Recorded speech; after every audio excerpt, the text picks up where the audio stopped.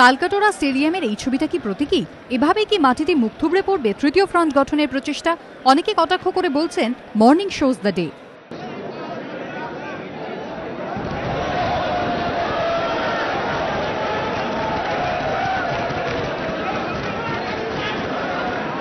আর tragedy হলো আর কেউ নন, কারাটকে টেনে ফেললেন তারই ঘরের লোক, নিজের বিশ্বস্ত শরিক।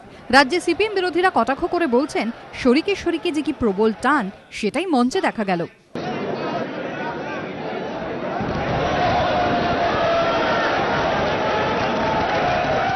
এ তো গেল হাসি মজাক, কিন্তু বাস্তবেও হাতে হাত ধরে সাম্প্রদায়িকতা রোধের এই অঙ্গীকার সংবাদ মাধ্যমের কাছে ছবির জন্য আদর্শ হলেও 2014 নির্বাচনের পর তৃতীয় ফ্রন্টের ক্ষমতা দখলের পরিস্থিতি তৈরি হলে এই নেতারাই প্রলোভন এড়িয়ে একে অপরের দিকে সহযোগিতার হাত কতটা বাড়িয়ে দেবেন তা নিয়ে সন্দিহান রাজনৈতিক পর্যবেক্ষকরা।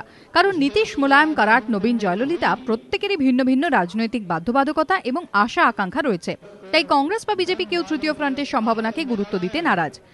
जैसे जैसे चुनाव नजदीक आ रहे हैं वैसे वैसे फासीवाद में भरोसा रखने वाले वो विचारधारा के लोग अपने प्रचारकों को आगे करके देश को गुमराह करने की कोशिश कर रहे हैं। तीसरा फ्रंट एक इतिहास है, वर्तमान में इसकी कोई प्रासंगिकता नहीं, भविष्य में इससे कोई आशा नहीं। कुछ लोग समय समय पर आते हैं और सुविधा का एक फ्रंट होता है एंटी कम्युनिज्म फ्रंट, उसी में काफी लोग सुविधा के अनुसार एंटी कांग्रेस फ्रंट में भी आ जाते हैं।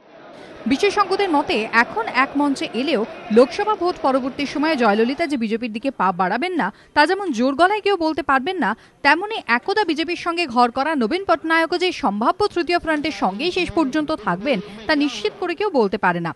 মোদী বিরোধিতা করে বিজেপির সঙ্গে সম্পর্ক ছিন্ন করলেও লোকসভা ভোটের পরে যদি লালকৃষ্ণ আডবাণী বা অন্য কাউকে বিজেপি প্রধানমন্ত্রী হিসেবে তুলে ধরে তাহলে যে নীতিশ সেদিকে ঝুঁকবেন না এই মুহূর্তে তা বলাও শক্ত।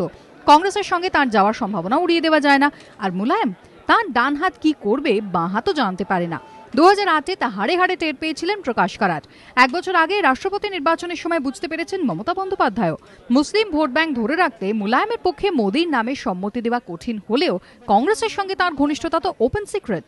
দেবেগৌড়া জেডিএস, প্রফুল্ল মোহন্তর অসম গণপরিষদ কিংবা বাবুলাল মারান্ডির ঝাড়খণ্ড মুক্তি মোর্চা তালকাটোরা স্টেডিয়ামে সাম্প্রদায়িকতা বিরোধী কনভেনশনে এলেও ভোটের পর কি করবেন তা সম্ভবত তারা নিজেরাও এখন জানেন না। এছাড়াও আর যাই হোক না কেন কোনো ফ্রন্টে সিপিএম মমতা একসঙ্গে থাকবে না, মায়াবতী মুলায়মও কি থাকবেন?